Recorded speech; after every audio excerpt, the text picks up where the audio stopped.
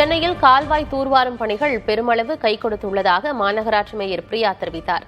பெரம்பூர் பகுதியில் மழை பாதிப்புகளை ஆய்வு செய்த பிறகு புதிய தலைமுறைக்கு அளித்த பேட்டியில் இதுகுறித்து அவர் மேலும் விளக்கினார்.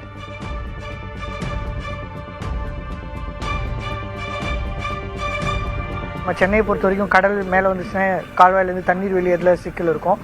அந்த மாதிரி கால்வாயிலுடைய அளவுலாம் எப்படி இருக்குது அதெல்லாம் கண்காணிச்சுட்டு இருக்கோம். இன்றைக்கு மாண்புமிகு தமிழ்நாடு முதலமைச்சர் அவர்கள் ஆணைக்கு உத்தரவிட்டு மாண்புமிகு தமிழ்நாடு துணை முதலமைச்சர் அவர்களால் இந்த ஓட்டையர் நல்லா வீராங்கல் ஓடை, அதே போல சவுத்தில் இருக்கக்கூடிய வேளச்சேரியில் இருக்கக்கூடிய கெனால், இது அனைத்துமே விருகம்பாக்கம் கெனால், இது எல்லாமே மாண்புமிகு துணை முதலமைச்சர் அவர்களால் இந்த தூர்வாரும் பணிகளை துவங்கி வைத்தார்கள்.